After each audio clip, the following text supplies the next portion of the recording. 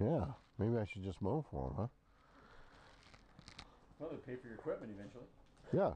If they paid me $22 an acre to mow, and then I also kept the chopped material, wow, that might be a good deal. I got a better idea. Get yourself a mobile corral. Put the fence up. Put your cows on the silage. You don't have to mow anything, and then they'll eat it, and then you walk away, and get the $22 an acre after you fed them.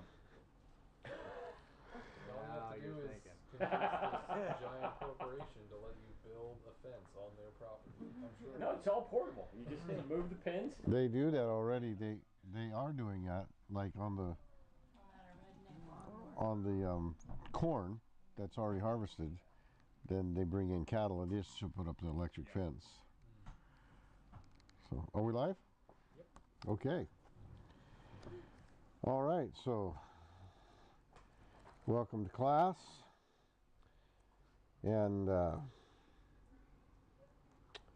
we've talked about respect for age, and respect for peers, and respect for property, and respect for nature. And we've talked about the issue of sibling rivalry. Now we're going to get into the real nitty-gritty. This is principles of obedience. Uh-oh. So let's go to page 119, and today I'm gonna alter from my normal routine and have you guys read these questions. So we'll start with Mark. Read question number 1, or point number 119. Okay. Defining biblical discipline. When the Bible speaks about discipline, it implies one thing. What? Training. Training. Heart training. Heart training. Okay. Biblical discipline is about getting to the heart of a child. All right. Great. Sam, are you ready? Number 2. I hope so. I'm ready. Okay. What is obedience? Ephesians 6:1 instructs children, obey your parents in the Lord, for this is right. Number 2, Colossians 3:20 instructs children, be obedient to your parents in all things, for this is pleasing to the Lord. Obedience is absolutely essential to family government. Okay. So, go ahead with C. What does it look like? What does obedience look like? Take now your son, your only son, Isaac, whom you love, and go to the land of Mora. and offer him there as a burnt offering on the top of the mountain, which I shall show you. So Abraham rose early in the morning and saddled his donkey and took 2 of his young men with him and Isaac, his son. And he split the wood for the burnt offering and arose and went to the place which God had told him. Genesis. Okay, so that's what obedience looks like. God told him and he did it. Right? Okay. Are you ready, Jess? But What? when we were listening to the video, we missed. That's the only ones we didn't fill out, were these next ones. Okay. First line. Yeah, we got the first line of it, and then we were like talking about the video, and then I was like, oh, I think we missed it. Well, the answers are in what you just read, so you're good. So, I guess I can still read it, and everybody can fill in the blanks. so you just read it and we'll fill in the blanks. Okay. Abraham did 3 things. 1, he rose up early. He prepared himself. He did that which God commanded him. You want me to do the next one? Yeah, 4 characteristics of biblical obedience. It is to be What do we got? Prompt? immediate. Immediate. So it's to be immediate. And it is to be And number 2, it is to be complete. Number 3, it is to be without challenge. without a challenge. Right? And then finally, without complaint. Okay, so it's to be, it is to be immediate, and it is to be complete, and it is without an argument and without complaint. Did I get that? Absolutely. Oh man, I don't even have the answer book this time. Okay, so Levi, go ahead with the next number 3, Roman numeral. How parents wrongly train to obedience. A is threatening and repeating parents. B is bribing parents. A bribe blinds, this is Exodus 23:8. A bribe blinds the discerning and perverts the words of the righteous. Okay. Principles of instruction. How do we communicate instructions? If you speak in a way which requires an answer or an action, you should expect an immediate and complete response. B is when giving instructions, parents should say what they mean and mean what they say. Never give an instruction that you do not intend to have obeyed. Okay, another way that I like to say that is, if you give an instruction to your child, the world has to stop turning until that instruction is obeyed. So, there's nothing more important than your child's obedience to your instruction. So, that means the phone call that you're on, the friend you're talking to, the whatever else it is that you were doing as parents. If we give our child an instruction, nothing else is more important than the obedience. Now, that means that you cannot give so many instructions. If you're busy doing something else and you're not going to follow up on whether your child does what you told them to do, then don't tell them to do it. But if you tell your child to do something, then that's all that matters, is that they do it.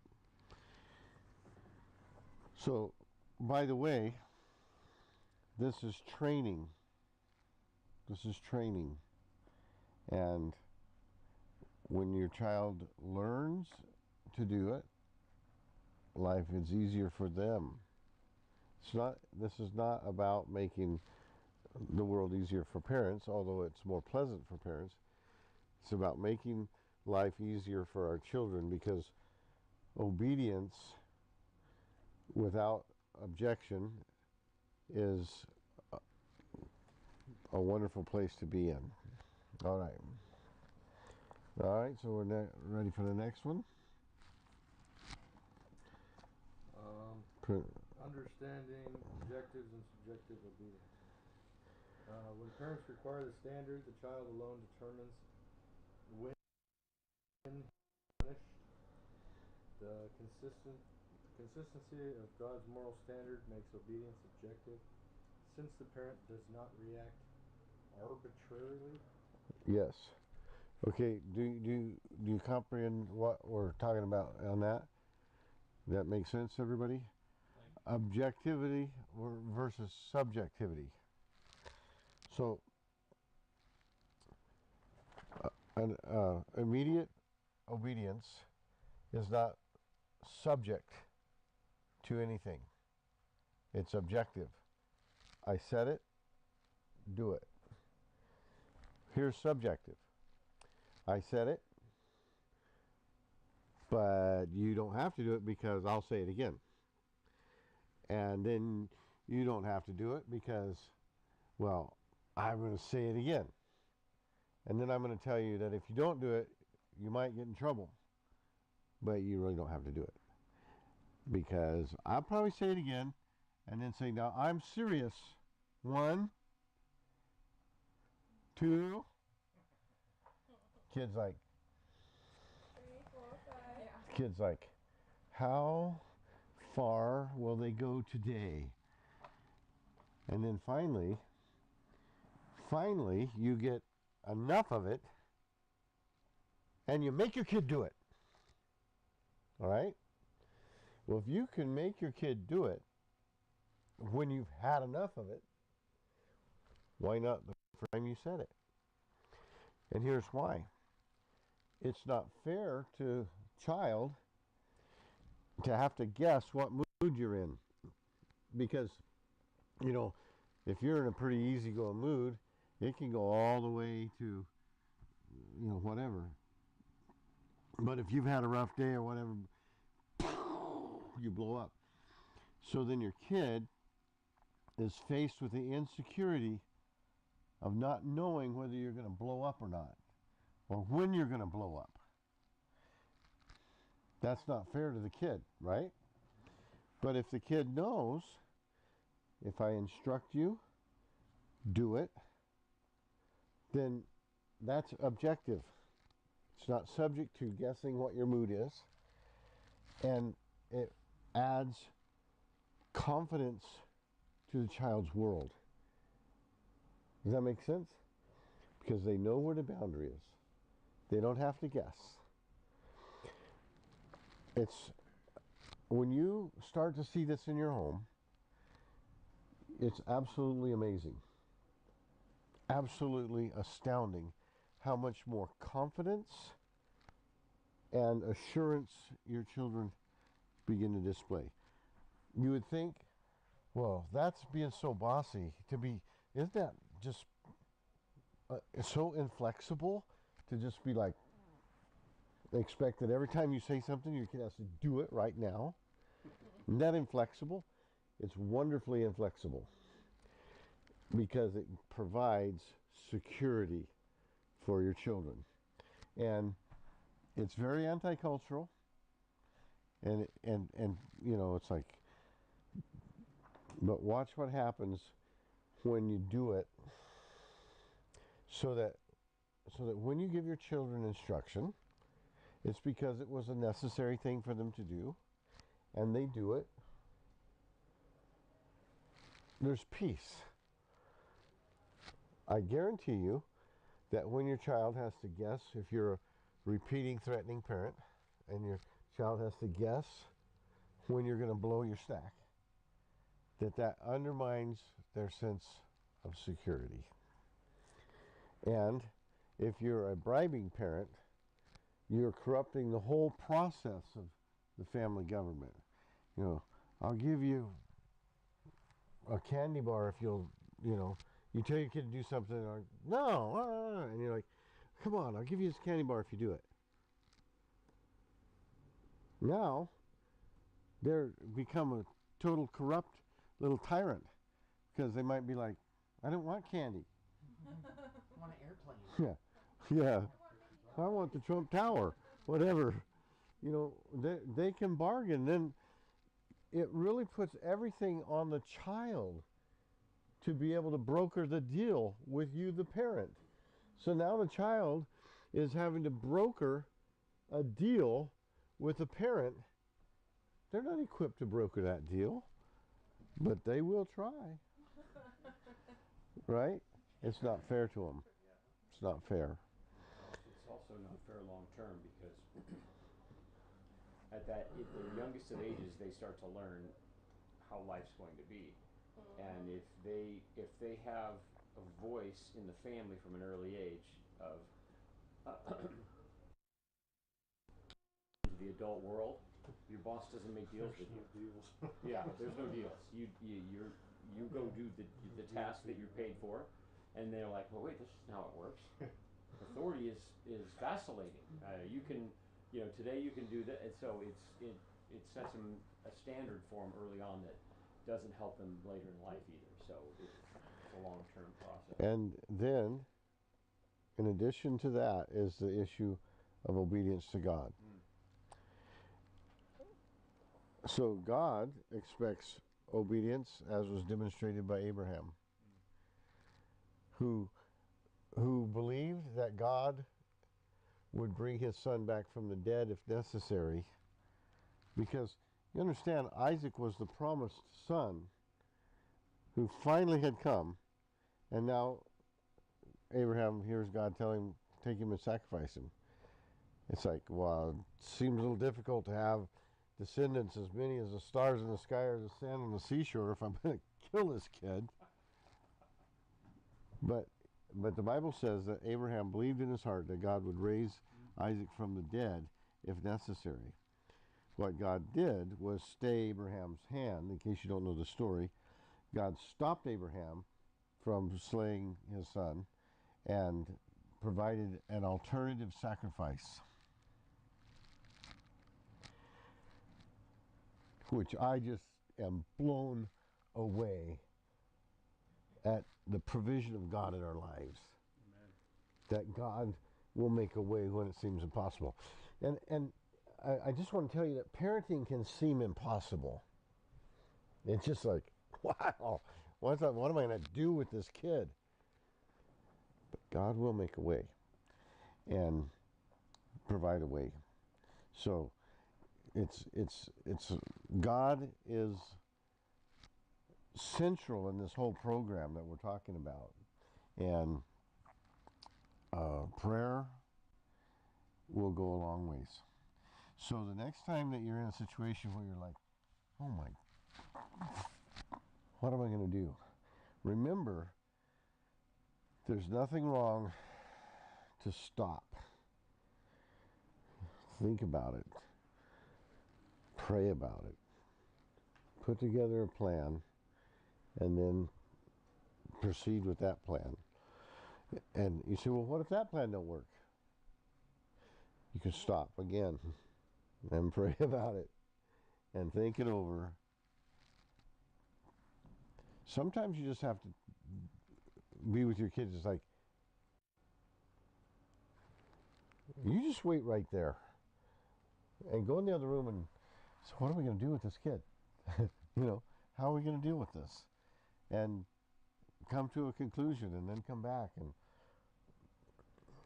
And it may be that you have to be a student of your child to know what is most effective for them.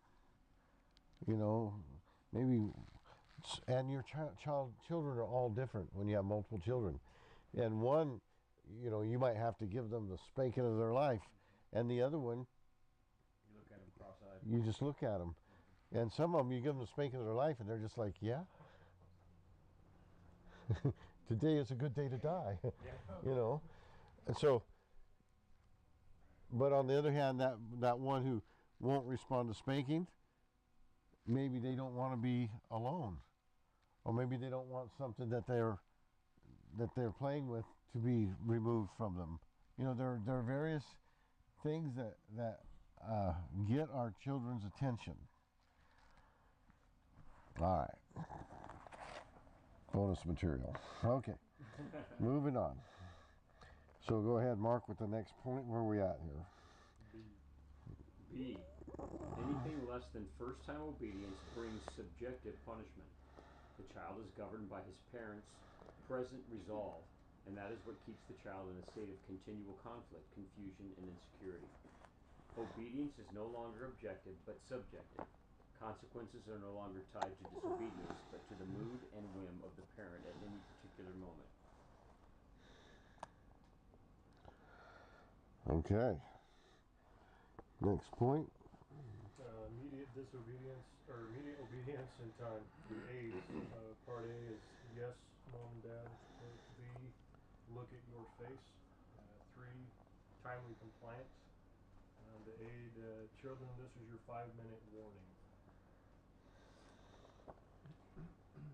Okay, read that again. Immediate obedience. Hopefully I didn't. No, you got it. You Okay. got it right. I just needed you to read it again because I missed some of it. Oh, gotcha. Okay. Immediate obedience in time. The aids, part A, yes, mom and dad, and B, look at your face. To look at your face. 3 is timely compliance, and the aid for that is children. This is your 5-minute warning. Okay. So, these are ways to make obedience happen, right? So, one way is to teach your children to say yes, mom, or yes, dad. But remember that having them say yes, mom, and yes, dad is not the objective. That is an aid in getting them to obedience. Because sometimes it's like I've heard parents say, they give an instruction, the kid doesn't do it, and they're like, what do you say Kid's like, yes, Mom. They still don't do it. But they said, yes, Mom.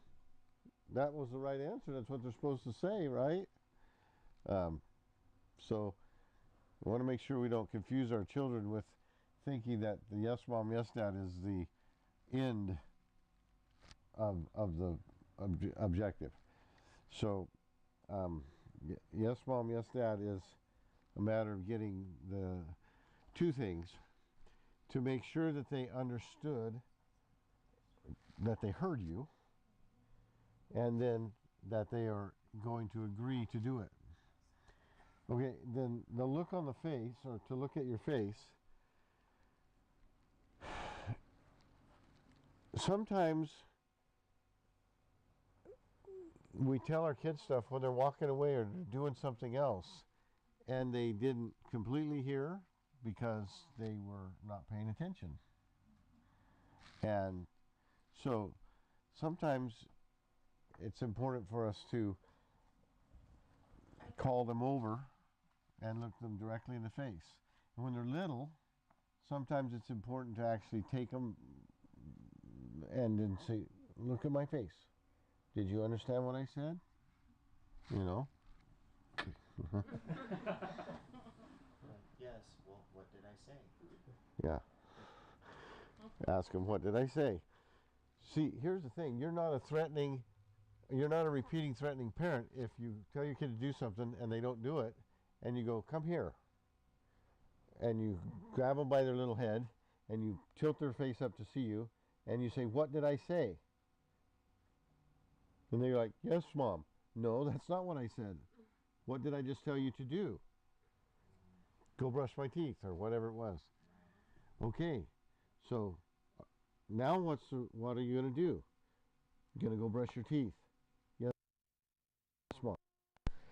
I like that because it's like it takes a lot of the confusion out of anything too, you know? Like you guys are both direct with each other, and so there's no like confusion about what needs to be done. So it's a good thing.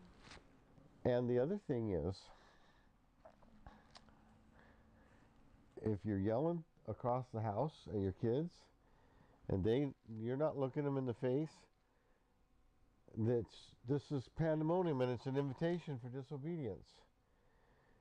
There's nothing like getting up, going to where the child is, calling them by name, they're looking you in the face, and now you say, I'm going to give you, when they're little, you don't have to give them a 5-minute warning. That's not as necessary. But when they're like 5 and older, so it's nice if you go in and you say, hey,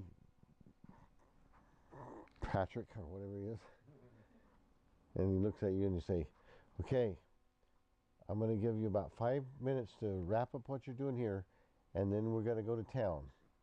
Okay? So start picking up your toys right now, and I'll be back in about 5 minutes. Back in 5 minutes. Now, they only picked up one block. Everything else is still out. You got to pick your heel. You know, not every heel is worth dying on. Okay? So now, warning is done. The 5 minutes has passed. I got to decide. Is it worth making a fuss about all the toys that are on the floor, or was this whole thing about the fact that we need to go get in the car because we're leaving? The whole thing is about that we got to go get in the car because we're leaving. Okay. I'm not even going to say anything about the blocks. He picked up one block and put it away. Now what I want to do is get in the car and leave. So that's what's important. Now you tell your child, okay, we're going to go now. Come on. When they're little, 2, 3 years old, just grab them by the hand and take them with you, right? You don't say, okay, I want you to put your coat on now. Just grab them by their little hand, pull them over to their coat and say, I'm putting your coat on you now because it's cold outside. I want you to be warm. All right, we're going to go get in the car now.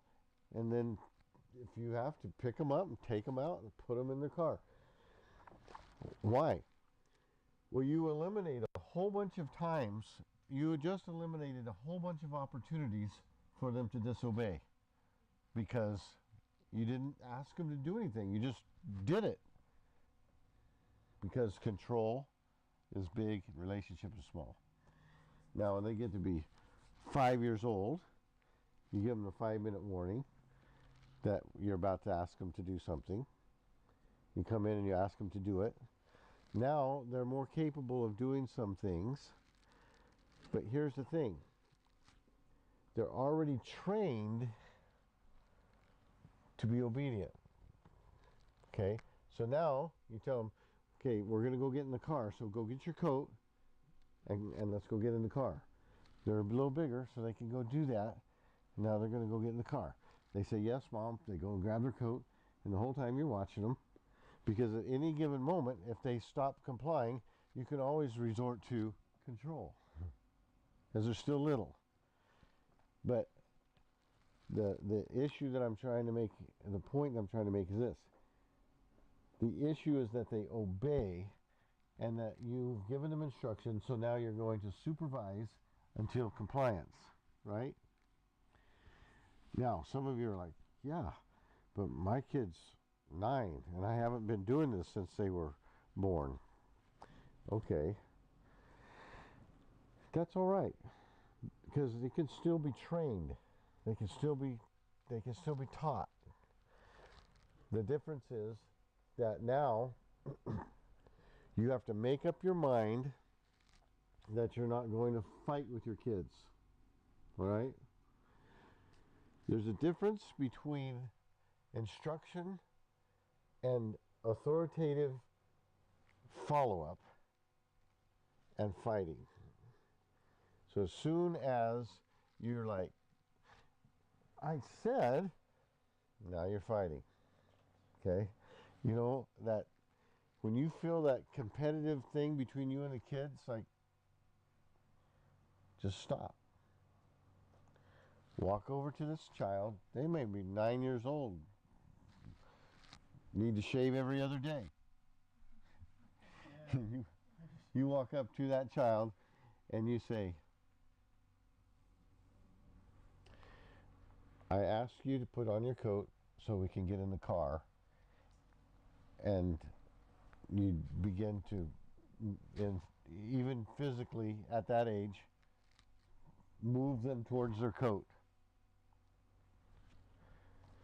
So, you're teaching them that they don't have, it's not optional. Does that make sense? Mm-hmm. Okay. Then there's the what if they don't? What if they don't? That's when you have to pray. So that's when you have to decide what is going to make the largest impact on my child. And if necessary, at that moment, you may have to cancel the trip that you were telling them to get in the car for. You may have to, whatever it takes.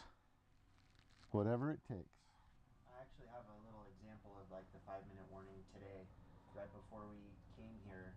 You know, because sometimes like if Rowan is doing something, sometimes like in the video, you know, it's like it gives them time to kind of process to stop whatever they're doing. You know, and obviously there's times when they might not need that. But, you know, I was like, hey, in 5 minutes, you know, I'm going to get you dressed and then we're going to come to church or whatever. And I was like, yes. And he did it. And he actually had whatever he was doing, or he was already done doing it. And I was like, yeah. It was kind of funny. Party at my house. Yeah. When it works. Yeah, it felt good. I was like, right on. Yeah. It's what Pastor Owen's talking about is the example that I have was when I got married to my wife. We both had children from previous marriages, and my stepson, I call him stepson for the story, but he's my son. she had been single, raising him, and he was able to get out of his bed every night and go in bed with her. And so when we were together, he would get up every night, come in bed with her, every night. He was about 3.5 at this time.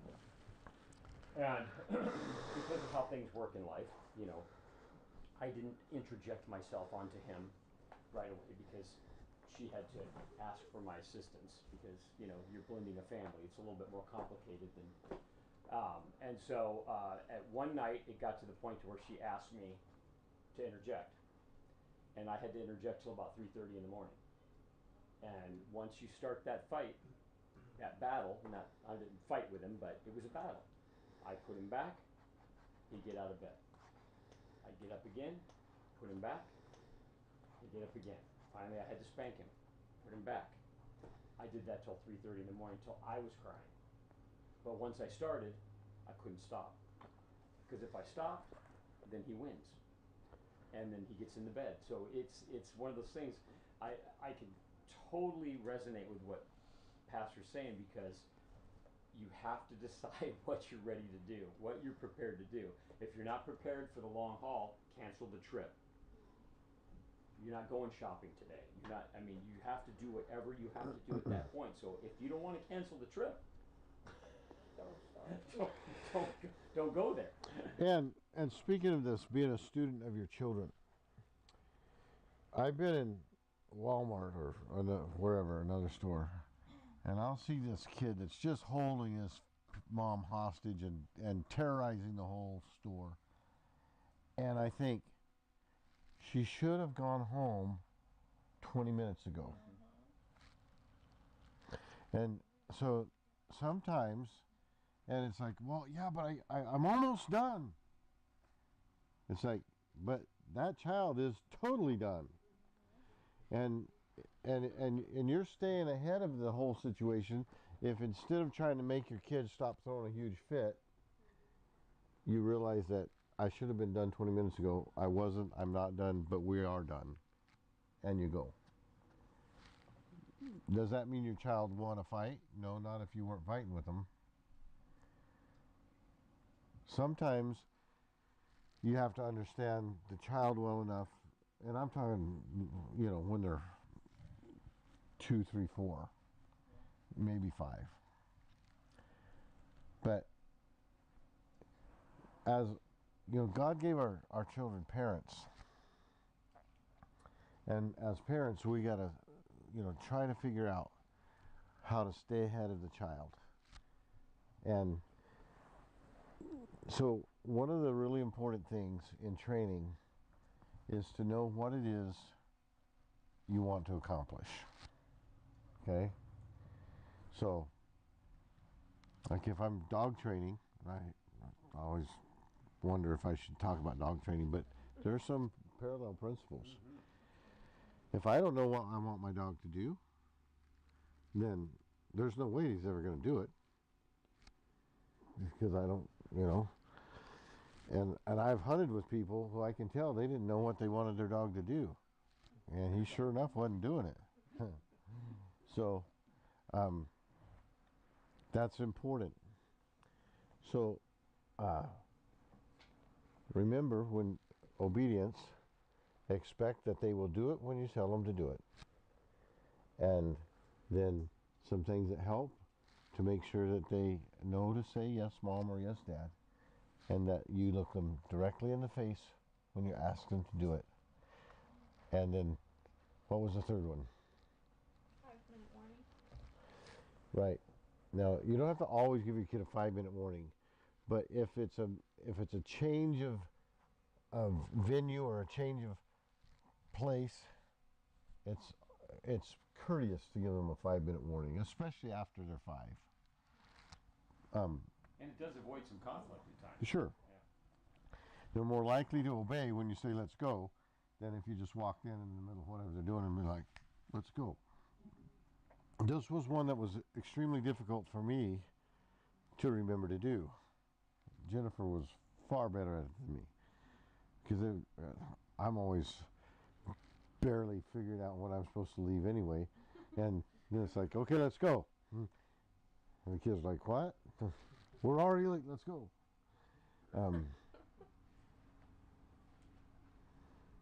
Yeah. So my kids, they did have to put up quite a bit of stuff. You know, they had to put up with me. But one thing that they did is they understood the value of obedience, and it was helpful to them, even though I was not the perfect parent, because of these principles that they had been taught. It made up the difference.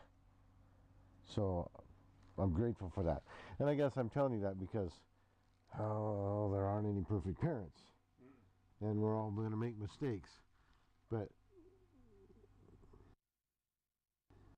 that we can't eventually get these principles trained into our children. Now, this is to encourage you guys. Kids go through stages, and this is not to make an excuse for bad behavior, but it's to realize that sometimes you have to work them through that stage, and you have to understand that they're gonna eventually, get through it. And a lot of times those stages come when they're learning new skills, or when they're experiencing new growth, like for instance when babies are cutting their teeth, or when the terrible twos are terrible because they know what they want but they don't know how to say it. So it's amazing how kids will be just nuts at that age, and then they finally get enough verbal skills to be able to communicate what they want, and all of a sudden, ta-da! So sometimes we have to look at the little hellion, the spawn of how did this happen? I'm just kidding. You just look at them and think, what's going on? What is going on in this child? Why are we having this conflict? Are they too tired? Are they wet? Are they hungry? What? Have we been in the store too long? All of these questions that you've got to ask yourself when your kid's not doing what they should do, and sometimes you don't know, and sometimes you just have to be like, we will live today to fight again tomorrow, or whatever it is, and just be like, okay, I didn't figure it out this time, but that doesn't mean I'm going to stop figuring on it. Does that make sense? And they pass through these phases, and I hate to use Georgia so often as an example, but she's at the stages that we're talking about, and you're reliving it. Yeah, so I'm reliving those early days, and the turnaround in her has been amazing in the last few months, because she was like, oh my goodness, I don't even want to be around this child. And then her parents did some amazing things, and they worked her through the stage, and now she's like just completely different as far as her behavior. It's just kudos to her parents, and thank God for the progress in her life too, because life's so much easier now, So, and one of the things that I feel is important, because what Pastor Owen said is about taking a step back and praying, goes along in conjunction with what he was just saying about, trying to figure out what it is. Was I at the store too long? Is it, what is it that's causing this? Because sometimes as a parent, you misread what you feel is direct disobedience, and it's something completely different.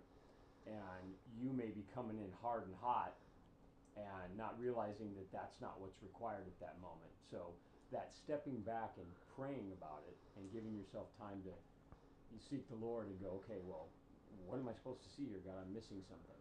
and then coming back at it from a different direction is really helpful because I know I had a tendency as a young parent to just, like, you're gonna listen and this is how, and this is, and it would sometimes, as a father, because I was an authoritarian, I would be missing something in a little girl that wasn't direct disobedience, and I had to come back at it a different direction. And when my wife would show me, and so you it's okay to step back and not, come at it hard and hot all the time. So Right. sometimes when it's direct disobedience, it's pretty plain. Right. So while the standard is immediate obedience, that is what you expect from your child. There's a lot that goes into it in the process of training them to that.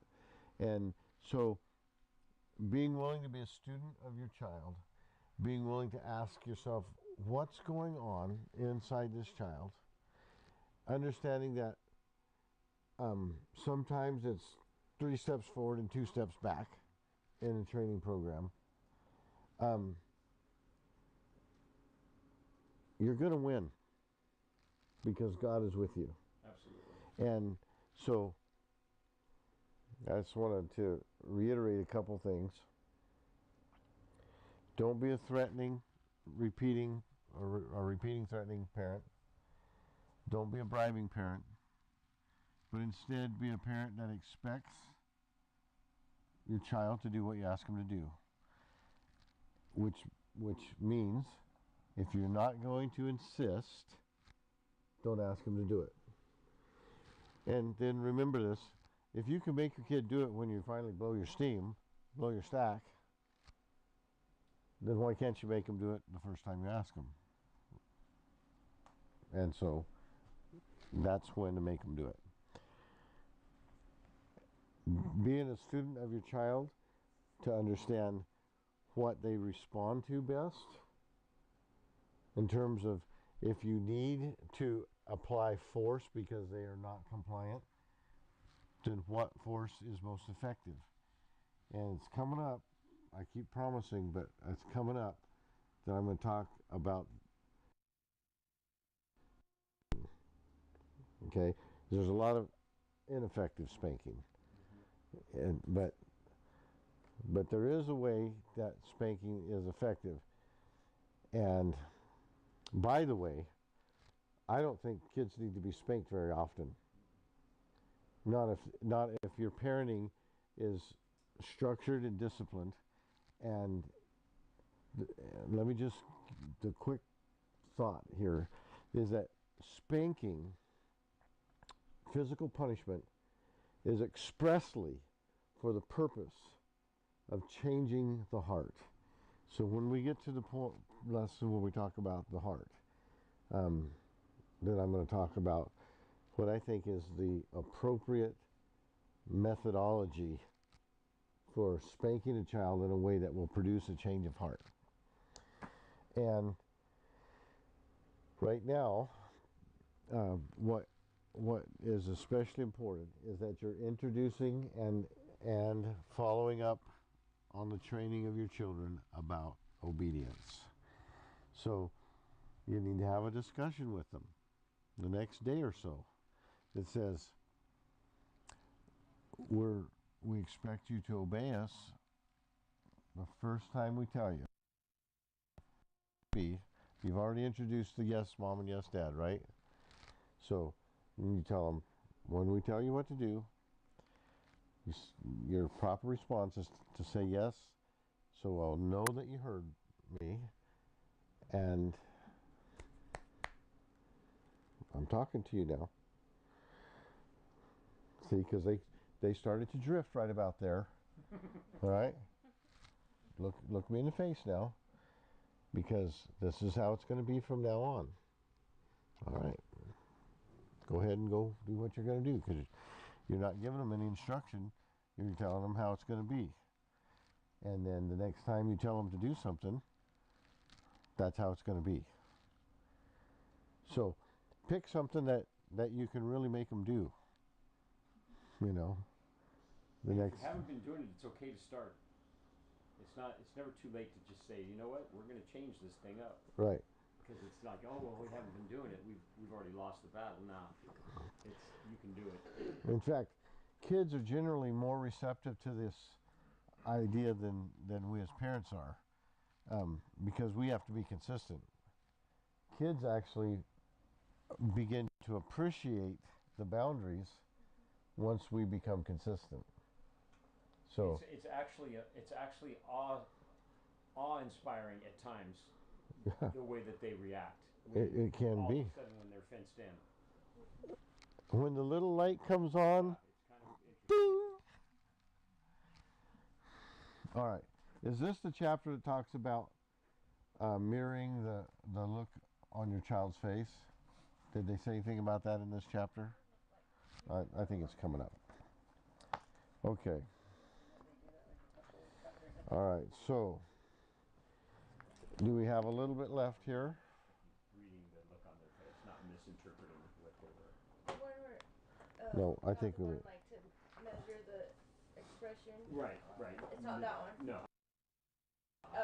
Yeah, it's coming up, and that is that when your child's telling you something, and they're like, "Dad, look at this wet noodle," and they're all excited about it, and you're just like, Well, that was on the couple of Yeah, weeks we- ago. "Oh, you got that one already?" Yeah. Okay, so being able to Excitement on their face. right to understand what's meaningful to your children.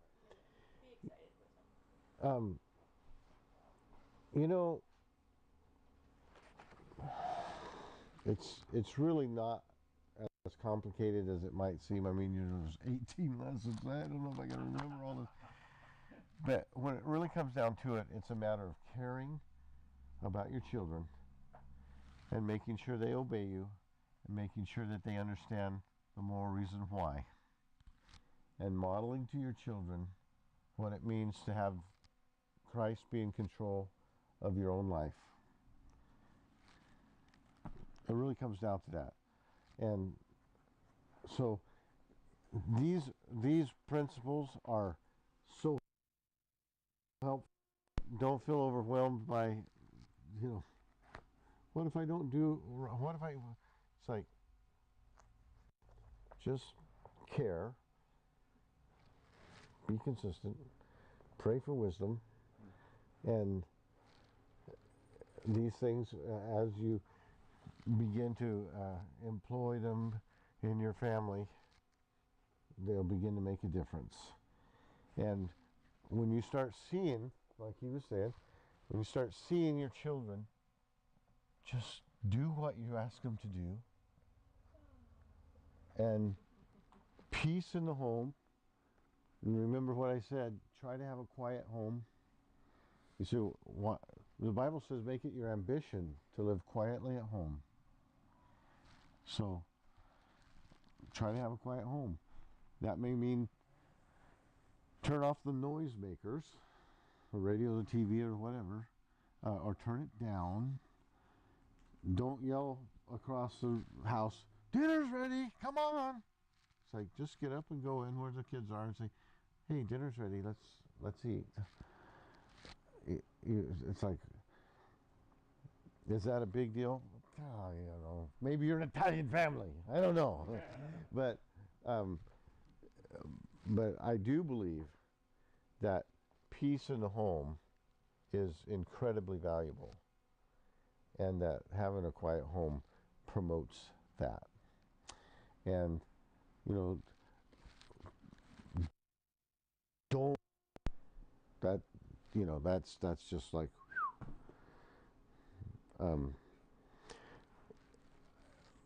the relationship that you have with each other is huge in terms of building confidence and security in your child's life. And a lot of problems acting out that children do is based on insecurity. It's not necessarily that they're just a wicked little hellion. There's usually a reason that they're acting out the way that they're acting. And so then we have to be looking at it going, help me, Lord, figure this out. right? Better pay attention. Better study. To use Patrick Bowen's analogy, it's not about bad dogs, it's about bad handlers. Yeah. And that's not to say that parents are bad. What I'm saying is that there's sometimes it's something that we're doing that we can change, and it's not it. One of the things that my heart is sitting here with you guys is that you're gonna fail. You're gonna fail, and you're gonna pick yourself back up, and you're gonna do it again, and you're gonna succeed. And you don't be afraid to fail. Don't be afraid to try these things and tweak them and adjust them. You'll get it, and you'll be like, oh my goodness, I can do this parenting thing, because it's really not brain surgery. It's just a matter of trusting God, being consistent, and loving your children, and you'll figure it out. Right. Have you got yours to stop talking back? He's like, what, 2 months old? 4 months old? He's not saying yes, mom, yes, Yeah, so disappointed. Darn it. We tried to play the You better get on it. exercise where we try to get him to come to us at the house, and he is supposed to say yes, yes sir, yes mom. He won't say yes, mom, and He just stares at us. he just lays there. Never too early. You get up and come over here now. All right. Well, I'm going to tell you something. Rowan is a remarkable little boy, and I'm just so thrilled with how he behaves. And kudos to you guys for working him into that kind of a obedience. It's, you know, I'm not the kid cop, like, you know, how's your kids doing? I may have to write you up, but I do see people's kids, and I do observe what's happening in their lives, and I'm always happy when I think, you know something, their parents are paying attention. And that is so marvelous. And his boy is the world's best magic show audience. Yes. I want him to watch The you. look on his face. And he really is just like, what? He's like that. So, you know what? When we call the kids forward on Sunday at our church, you've seen that. It always touches my heart when I see the kids trying to get to be the one that stands closest to me, because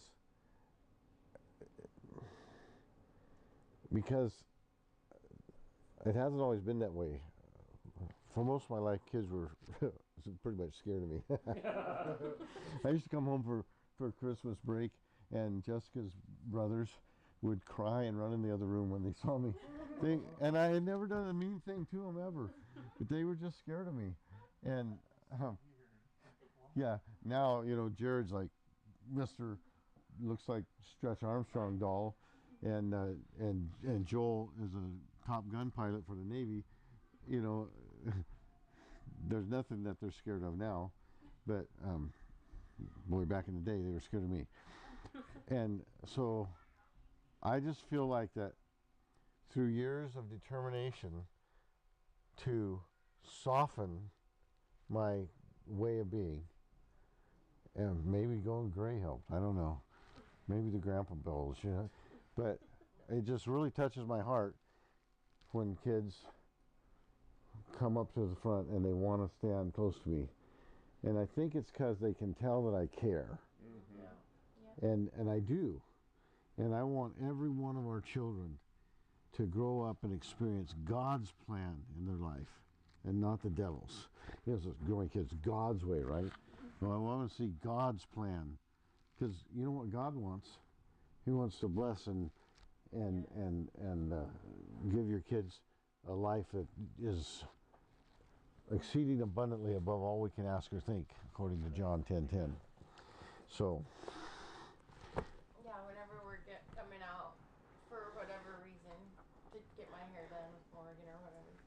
then Rowan's always like, well, I hope Uncle Owen's gonna be there. Uncle Owen. He says, Uncle Owen.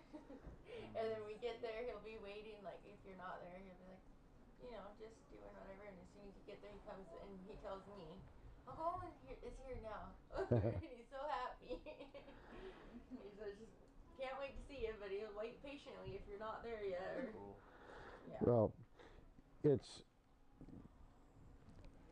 we had a year or so, maybe a couple years, when we didn't have hardly any kids in the church, and Jennifer and I just went to prayer. We said, Lord Jesus, just send young people who have children, because I feel like that I have something to share, because our kids are grown now, and they're not perfect people, but they do love Jesus and they do serve the Lord, and now they're raising families of their own that they intend to have serve the Lord. And they also, my 4 kids love me and Jennifer, and they love to come out to the house and be with us. And a parent couldn't ask for more than that. I mean, that's the ultimate accolade, is for your children to know that your children love you. And so because of that, I feel like that these precious truths, you know, really have been a big part of giving us this great blessing. And so I'm excited to be able to share these things with you. And it's a big deal to me that you're here in this class, and I just want you to know that. And I know I say it every week, but it is. Do you want to be good parents? Yeah.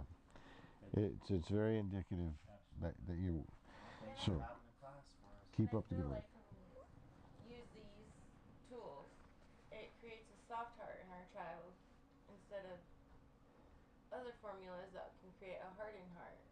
And that hardened heart will carry with them through adulthood, and it will be hard to re-soften their heart. And, you know, that can drive children away and not want to be around their parents. But when you have their heart softened as a young child, then they're just soft and they want to be with their family. They want to be home and they want to love Jesus. And we hope and pray that, you know, the control and relationship, because out of relationship flows influence. And we want to be able to influence our children even as adults, right? Mm. So, good stuff, Maynard. We're out of time. Anybody want to say a prayer to close our class? Gonna volunteer, anyone? Yeah, go ahead. I can. Dear God, thank you for Pastor Owen. I appreciate all the time that we get to be here and learn from, you know, the wise people here. And I pray that we have a great rest of the night and a good day tomorrow. Amen. Amen. Good. Good.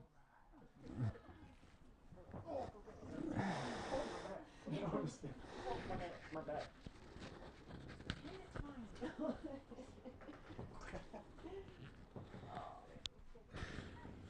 Owen, thanks, guys. I got a big laugh out of that. Party on, go Shredders. I think there's a switch on there.